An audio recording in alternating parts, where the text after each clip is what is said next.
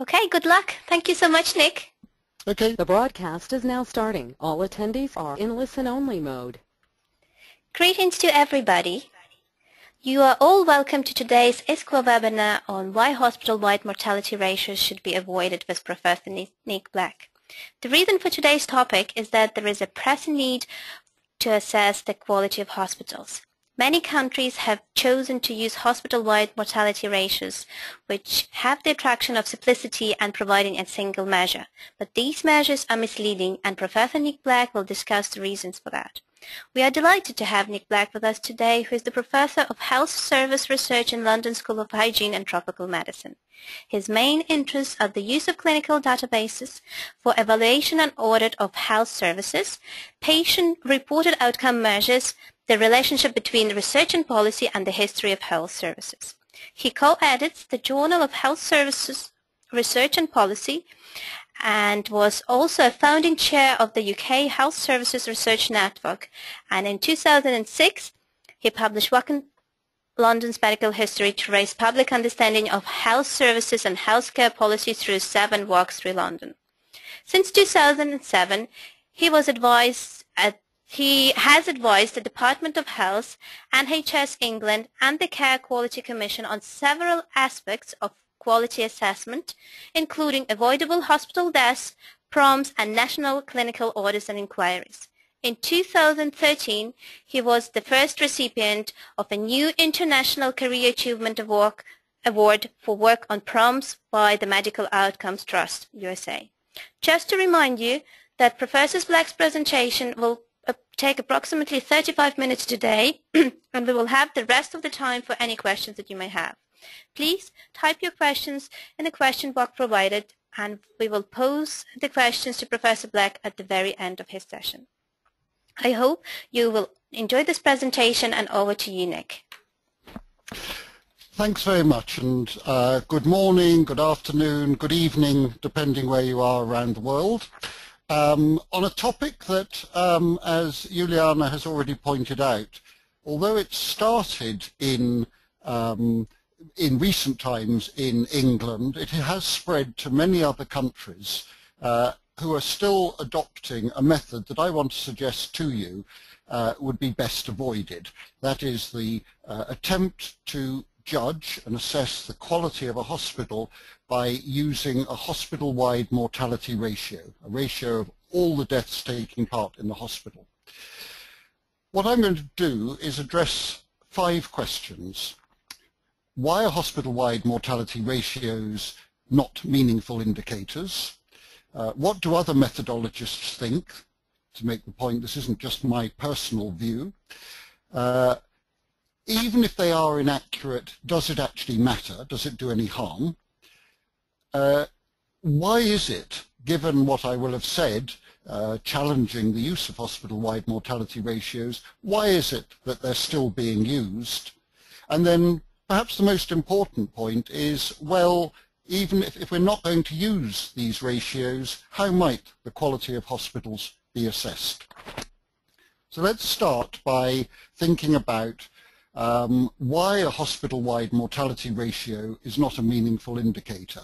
And just to be clear, in case anybody's not clear, what do I mean by these mortality ratios? It's simply comparing the number of deaths that take place in a hospital, divide that by the number of deaths that would be expected to take place given the nature and mix of patients that that hospital has. Now, and there are a number of different commercially available methods of doing this, and we'll come back to that a little bit later. And what I want to suggest to you is there are 5 reasons why I think you should be very cautious about using these ratios, and I'll talk about each of them just very briefly in turn.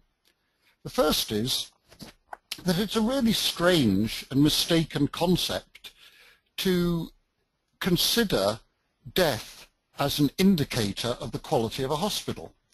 One of the roles of hospitals, certainly in high-income countries, is as a place where people go to die.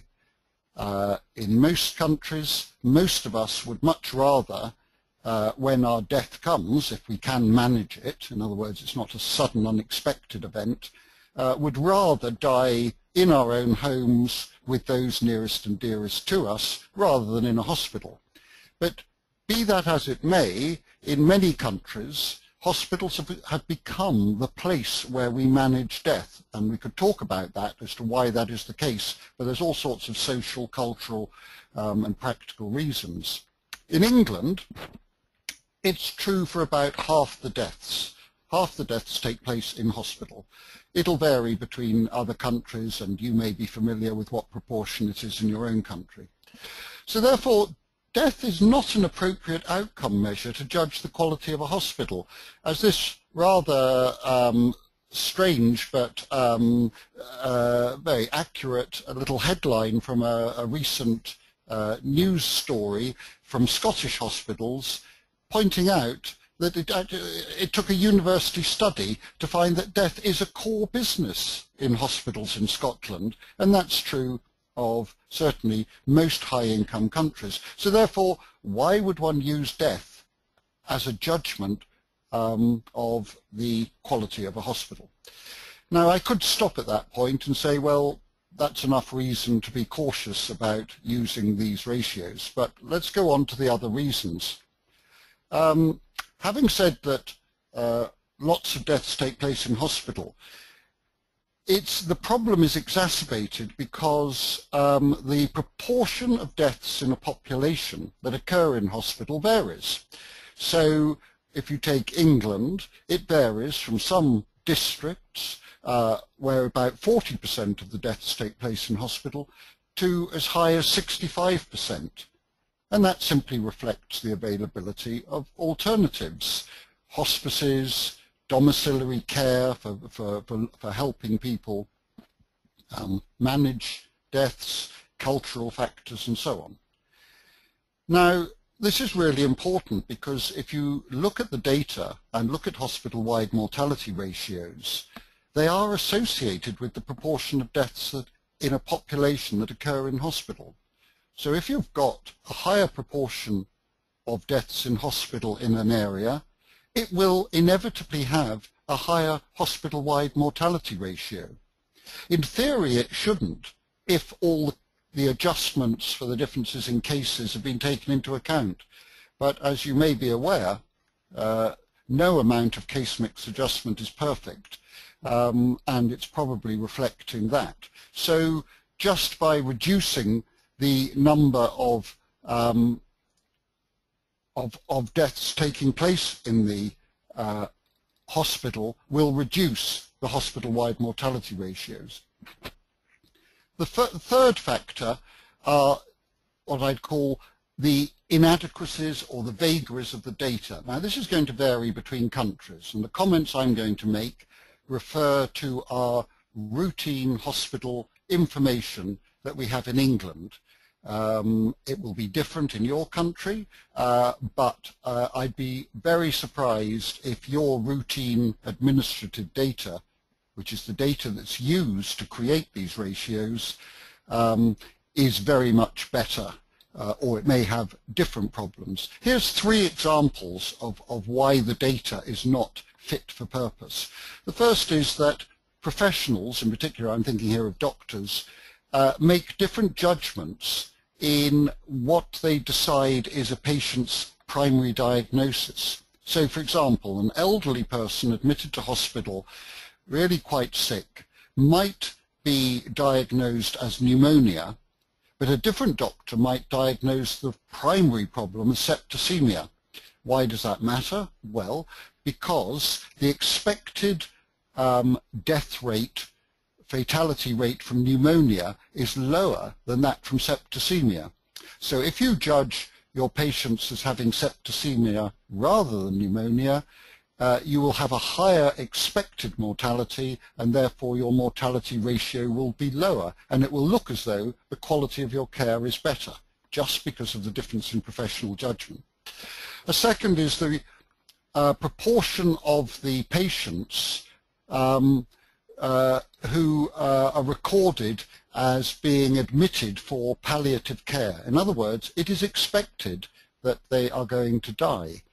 And this varies enormously, this judgment. In the acute hospitals, 140 or so acute hospitals in England, so they're all dealing with rather similar mix of cases.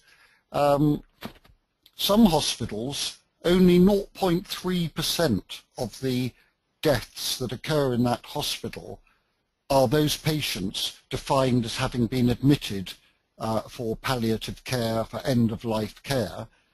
And in the other extreme, a hospital is recording over 43%.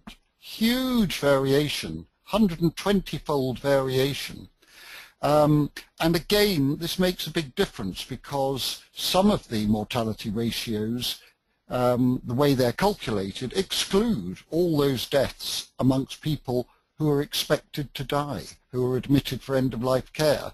And so you get quite a high correlation with the mortality ratio and the proportion of deaths admitted for end-of-life care. In England, it's about 0.4.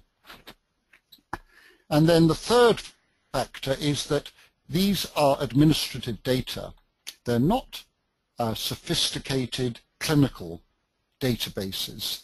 And so on the whole, they under-record the number of comorbidities of other conditions that patients have. And comorbidity is an extremely important factor in the likelihood of a patient having a bad outcome, in other words, dying. Just to give you an example, in England, patients, most of whom were over the age of 70, coming in for a total hip replacement, which the administrative database says these patients have no comorbidity in 72% in the HES, the hospital episode statistics. Whereas if you go to the patients and ask them, as we have done, to report whether they have any other conditions, only 25% have no other comorbidity.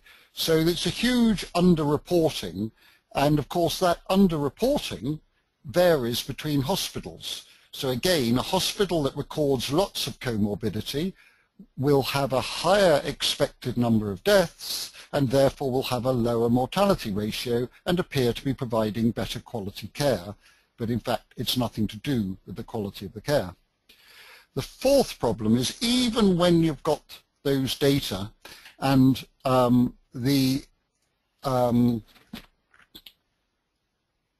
despite the inadequacies of the data, or on top of that, you've then got to decide how you're going to calculate the mortality ratio. Now, there isn't one accepted method. There are several.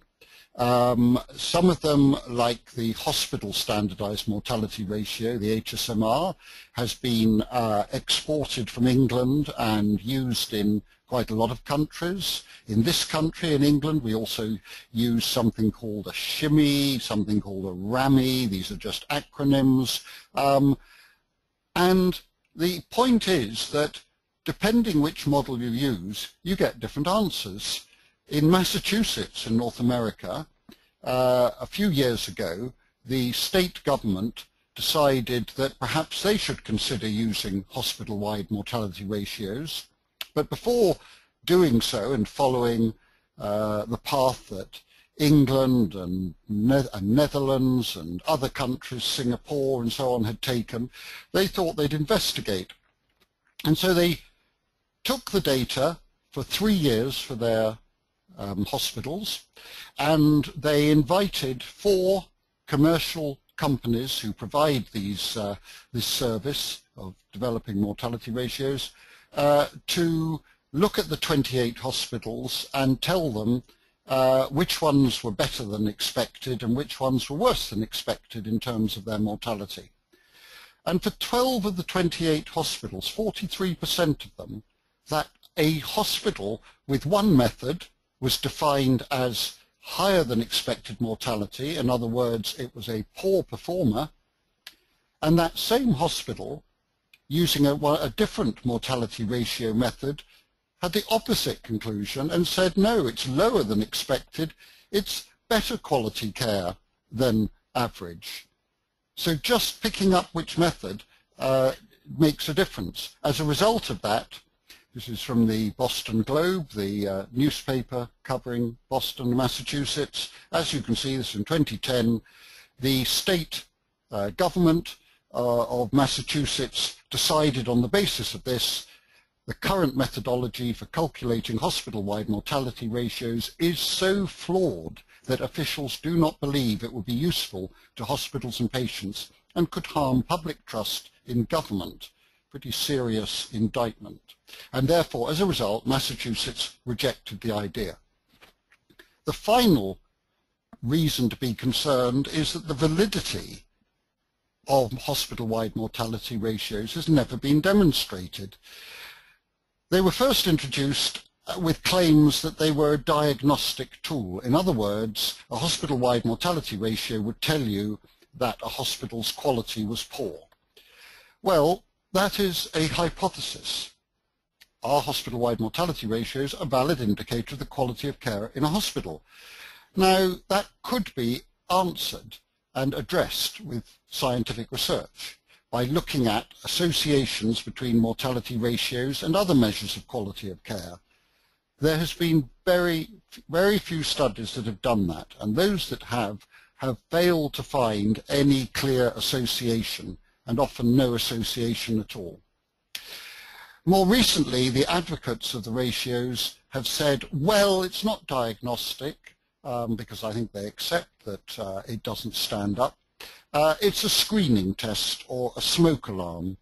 What we're trying to do is to see if a hospital-wide mortality ratio predicts the quality of care of a hospital. Now, we wouldn't dream, certainly in England, and I hope in your country, of introducing a clinical screening test without knowing its specificity, its sensitivity, its predictive value, as well as its cost effectiveness. These have never been looked at for hospital-wide mortality ratios, and yet, as a screening test, arguably, it has more impact on a healthcare system than introducing a new clinical screening test. Now, in case you're thinking that these criticisms and rejection of mortality ratios is just a personal foible of mine, there's actually 2 decades of criticism from researchers. This is not actually an English invention. Mortality ratios were first looked at and considered in America by the Healthcare Financing Administration in the early 1980s. And after a couple of years, they were reviewed, their uses were reviewed. This is the article from the New England Journal, which looked at them, and as a result of that, the criticisms of them, they were not introduced in the USA. Similarly, in Canada, coming up more recently, 2008, an excellent review by leading health services researchers concluded it was not a good measure. Here in the UK, a bad idea that just won't go away. In Australia, proceed with extreme caution. Back in the UK, more recently, a poor proxy for preventable mortality. Back to the USA, talking about the hospital standardized mortality ratio fallacy. And more recently, in April last year, an excellent essay appeared in the London Review of Books written by Paul Taylor, a statistician, for a much wider audience, for a non-medical and non-healthcare audience, explaining the very points that I've run through. Now, you might argue, well, even if they're not accurate, does it actually matter? Are there any risks of using these? Well, I think there are, and I think there are several.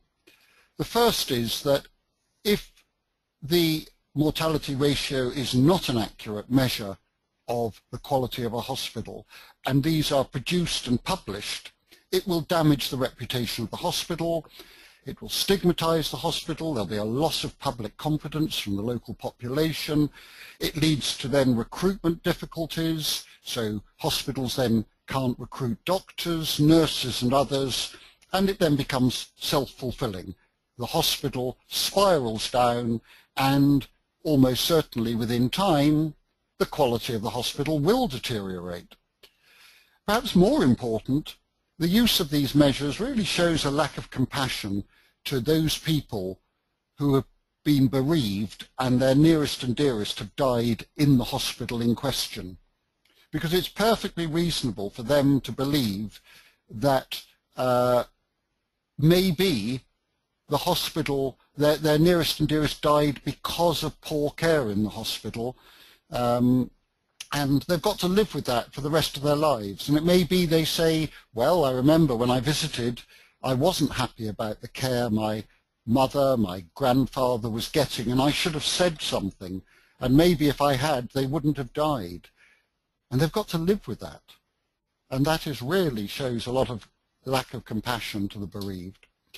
It distracts the staff and managers from much more worthwhile initiatives to improve quality.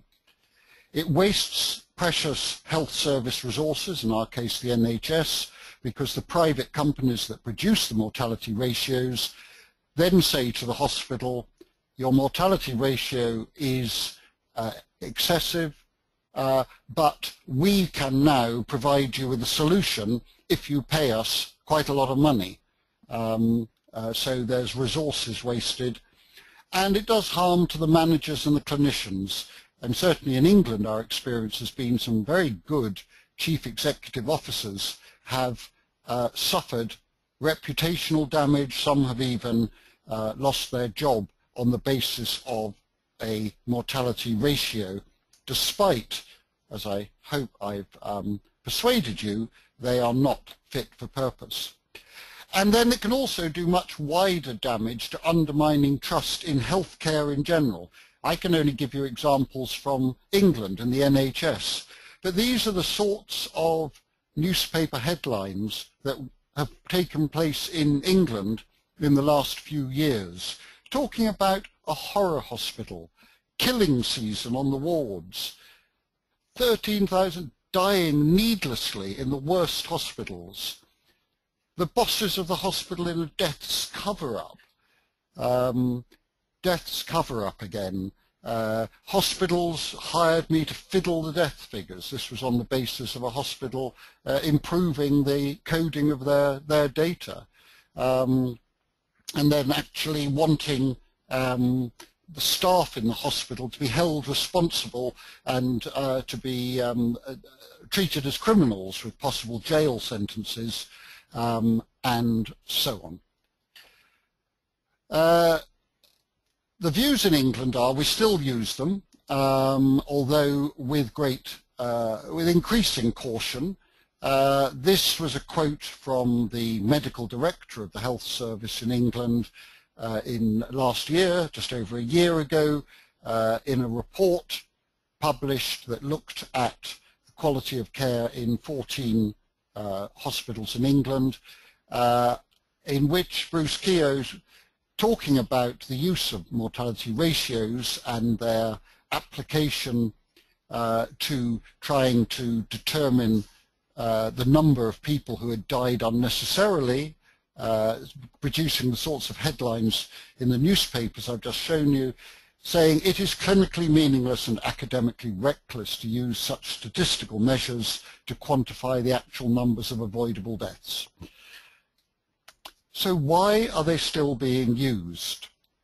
Well, it's really difficult to know.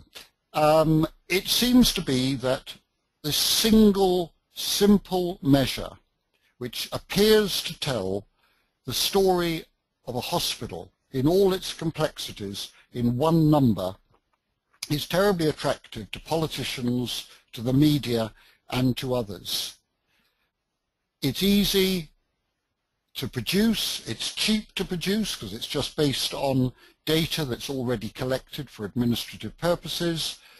Intuitively, it feels appropriate.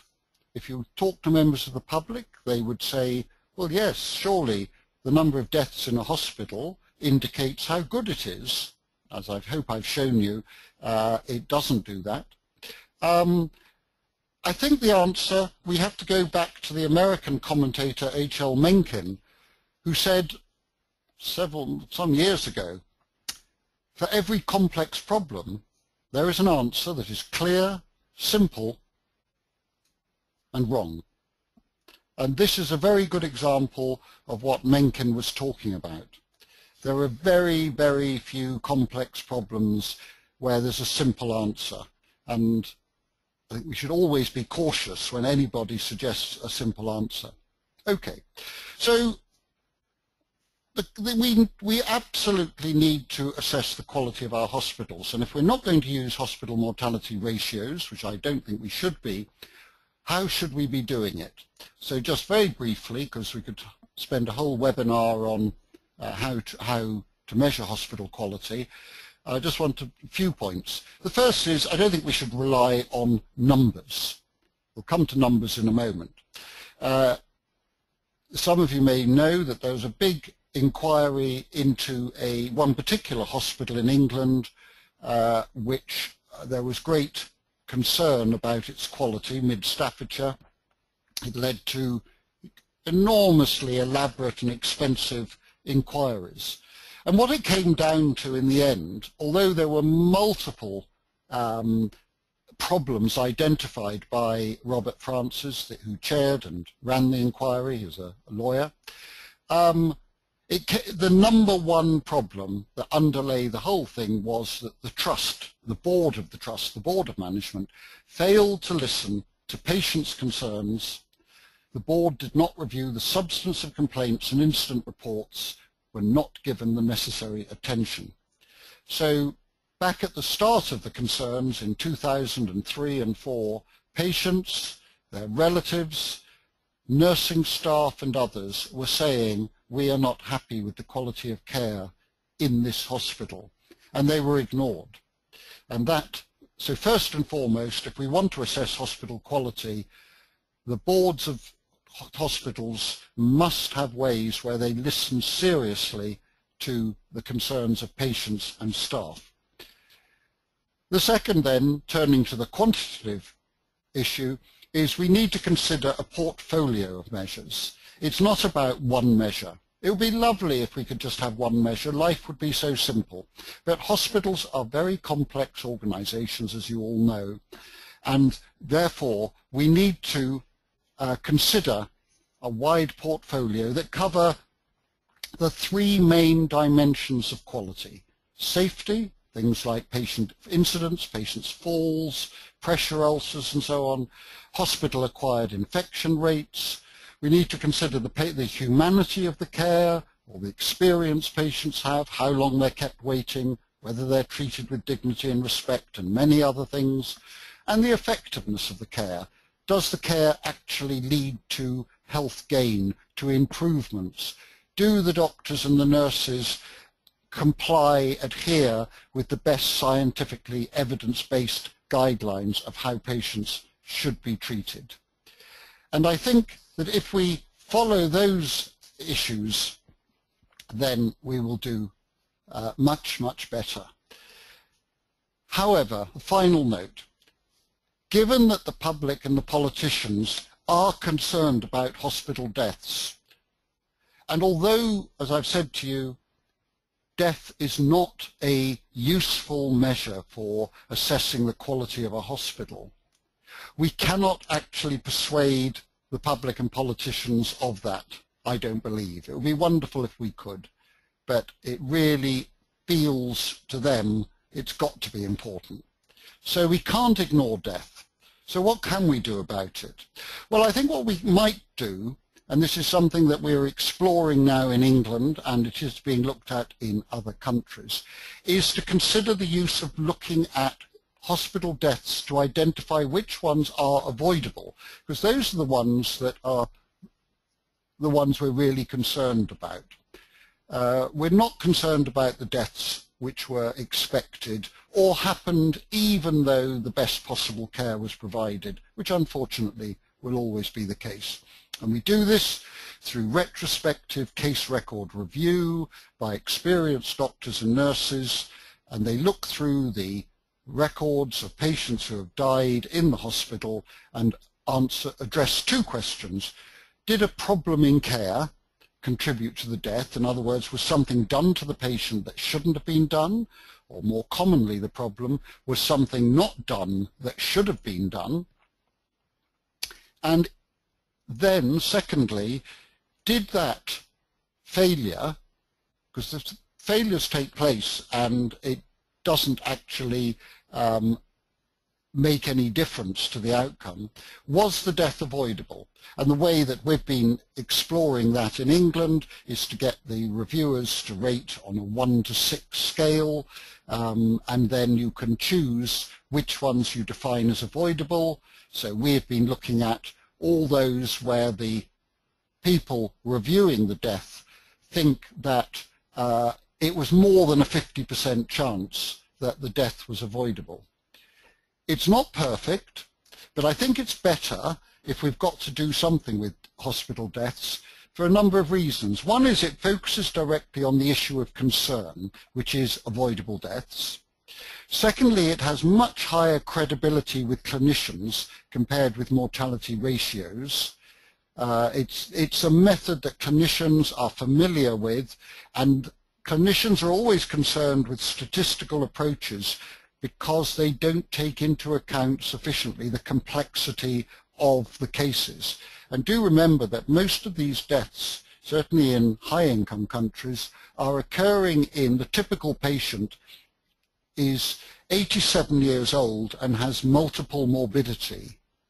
This is not a 20-year-old where something dreadful takes place, who had their whole life ahead of them. Those instances are really rare. And most clinicians believe that you can only understand the complexity of care and whether a death was avoidable if you look in detail at the whole story of that patient's episode in hospital.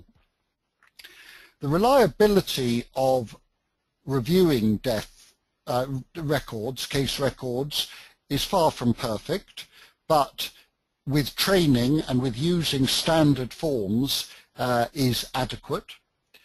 And also by engaging local clinicians in assessing the safety of their own care and the care of their colleagues, the very act of doing that already starts to stimulate quality improvement. So you're getting benefits just from the act, which you don't get from mortality ratios. It also, more importantly, identifies what the problem is. What is the nature of the unsafe care? Whereas a hospital mortality ratio does not diagnose any problem. It doesn't tell you why avoidable deaths have occurred. Whereas if you look at the records, you can see that. And then I deliberately put in brackets, it is possible, but I think this is only a hypothesis that has to be tested, that if you then collect information on the numbers and proportions of avoidable deaths in a hospital and collect that data across a country, it's possible that by comparing data from different hospitals, that might have a role in stimulating quality improvement. But at the moment, that is only a hypothesis, and the last thing we want to do is to encourage the development of a new simple answer like avoidable mortality rate or proportion that appears to has the attraction of being simple and a single number, but is not valid enough for judging a whole hospital. So I think we have to be very cautious at this stage about using avoidable death proportions in that way. But I think their local use will definitely help in the quality improvement, and it will reassure the public that the hospital is taking death seriously and learning from it. I've got no problem. Every hospital will always have some avoidable deaths. The hospitals that would worry me are the ones who are not learning and welcoming analysis of those avoidable deaths and learning from them. So I'm going to stop at that point, and so that we can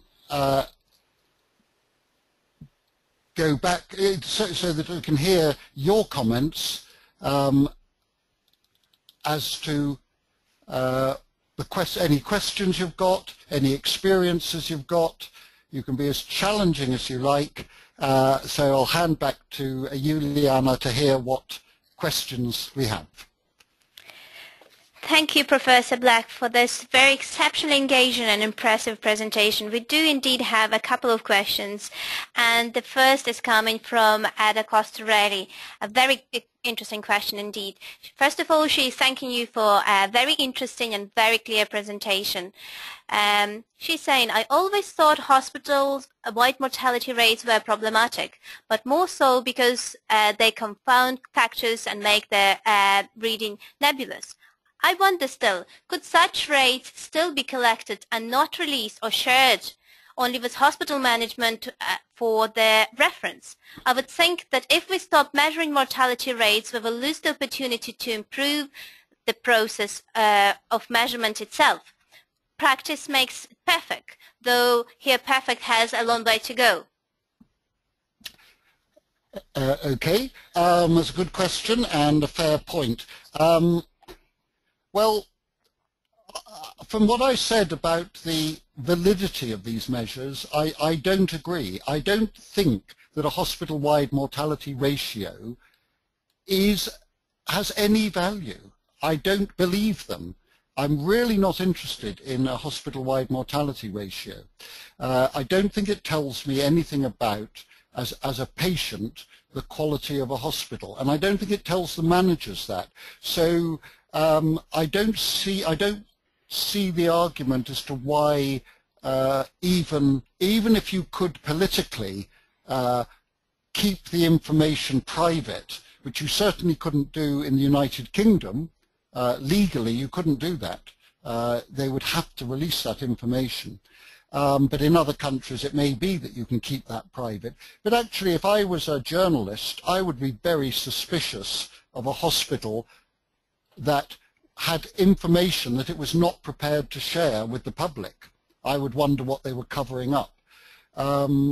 So I think on both counts, the other problem is I don't think practice does make perfect in terms of looking at them. I think it's a distraction, and I would much rather the managers and the clinicians pursued all the other variety of measures that we've got of quality.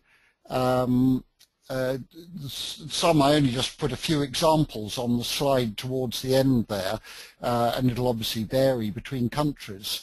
But in this country we have about 150 other different measures, including patient-reported outcomes, patients-reported experiences, staff survey, infection rates, all manner of things, other clinical outcomes that are more sophisticated than mortality, that tell us whether the patients have got better or not.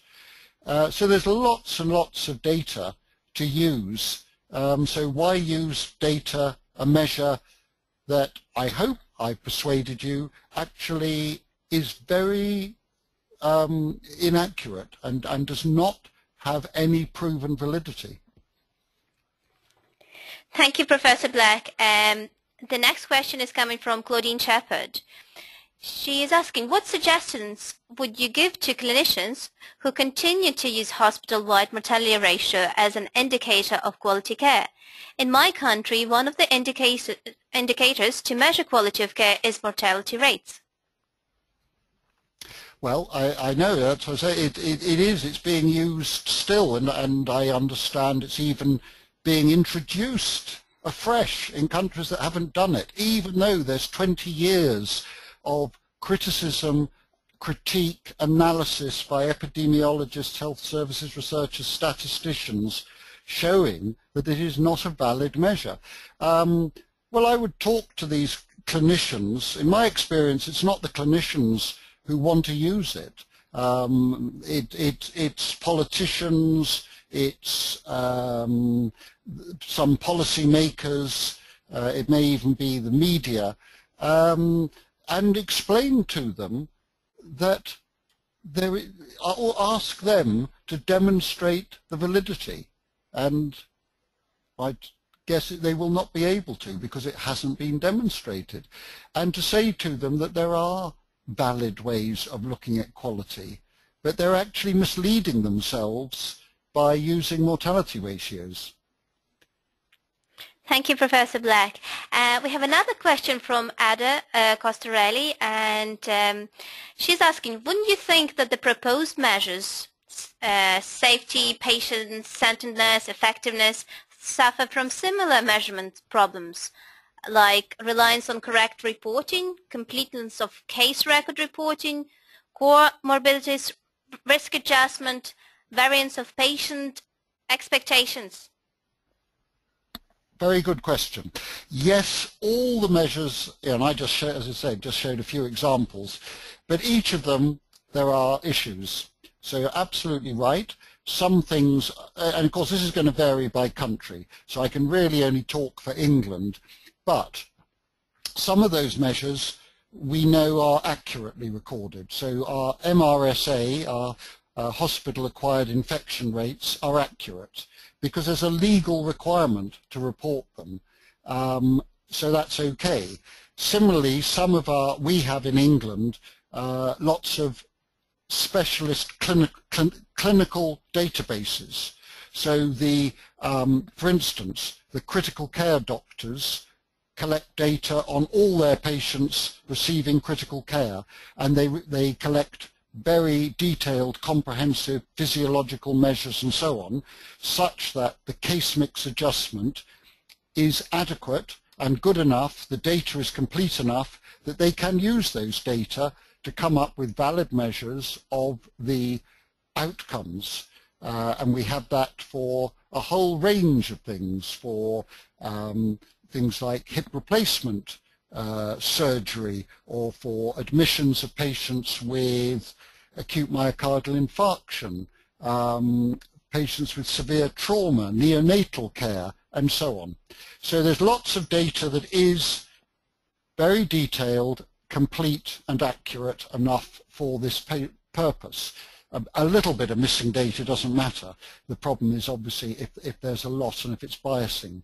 So yes, I agree with the questioner. You've got to convince yourself that the data is fit for purpose, that it is not biased by patient selection, it's not biased by underreporting. So I'm certainly not saying use any data. So for example, in this country, staff are meant to report any problems in care where something happens to a patient that shouldn't happen. The best estimates are that about 25% of those incidents are reported, although I'm not quite sure on what basis that 25% comes from. But let's just accept it is the majority of incidents are not reported. I therefore would be very cautious about using the rate of reporting to judge a hospital, because we know that those data are not fit for that purpose of comparing hospitals. So I agree with the questioner, absolutely. Each of those questions, that's why I'm cautious and not advocating that we start using the proportion of avoidable deaths, because for the same reason that any of these measures, you've got to first show that they are reliable and valid. We have lots of measures that has been done, and we can use those. But for everything else, we should first do that, and that's got to happen, I'm afraid, in each and every country, and only use the measures that are fit for purpose. Thank you, Professor Black. The next question is coming from Patricia McKernan. She's saying, in a large academic center in Canada, we implemented the use of HSMR as a big dot indicator, risk adjusted down to the case level and reported internally on a quarterly basis. We approached the use of HSMR as a high-level screening tool and not a definite measure of quality. This process proved to be an efficient method of assisting clinical leaders to review hospital deaths on a regular basis and help to identify opportunities for improvement. Can you please comment on the use of HSMR as a big dot indicator? Thank you.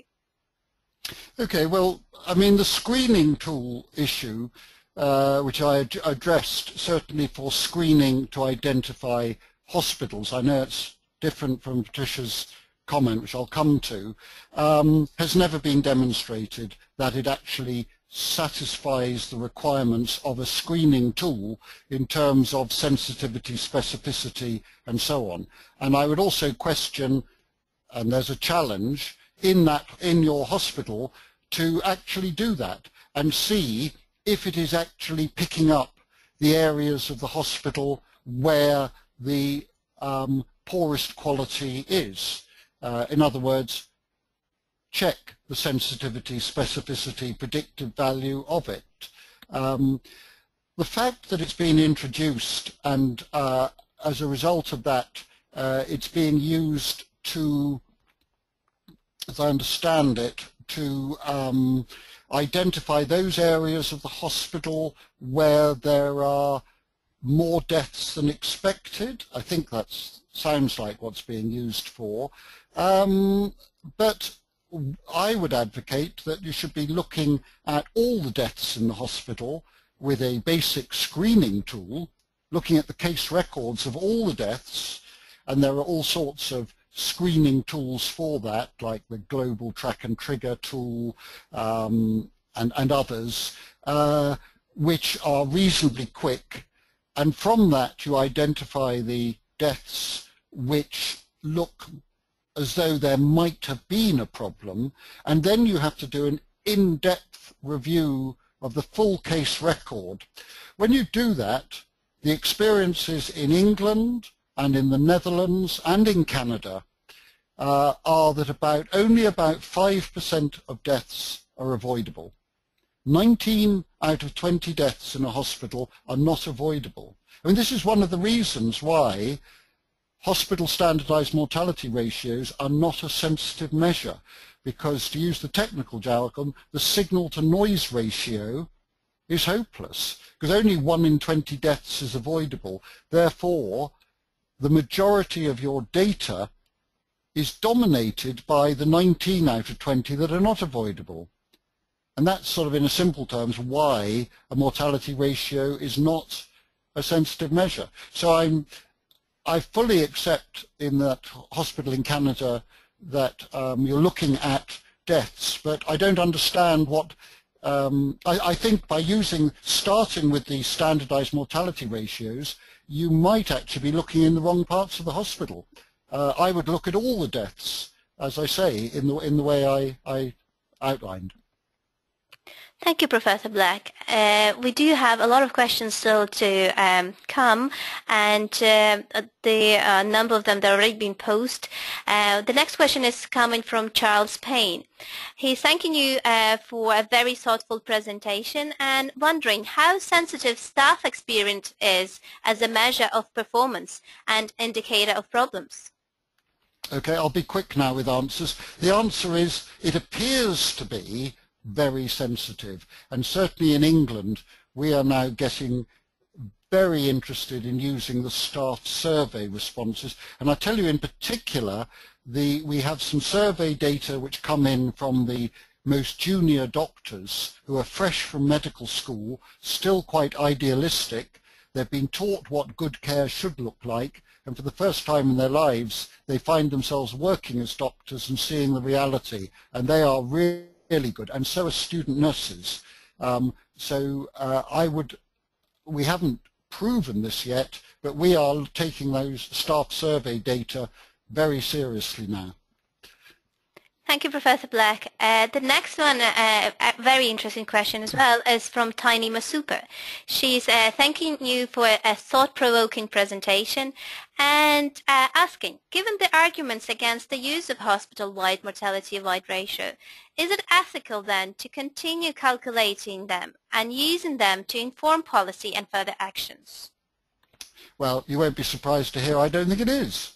I really don't think it is, and for those reasons of the damage and harm it can do to relatives, to staff, to managers, to the reputation of the hospital.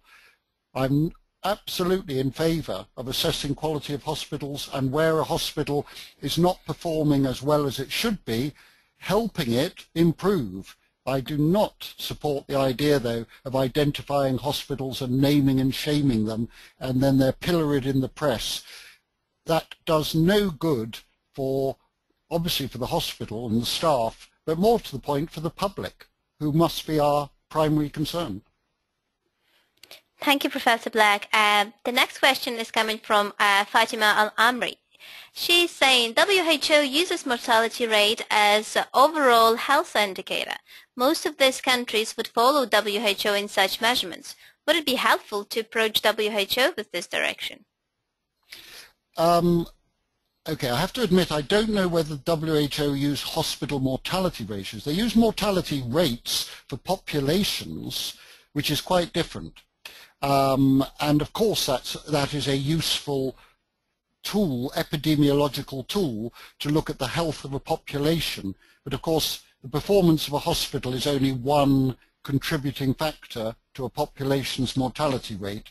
So I think, unless I've missed something, I don't think WHO are advocating hospital-wide standardized mortality ratios, but I'm ready to be corrected. Perfect. Thanks very much. I think there is maybe not clear understanding between the mortality rate and mortality ratio. So anyway, I think that's all the questions for today. If anybody think of anything else, please type them in.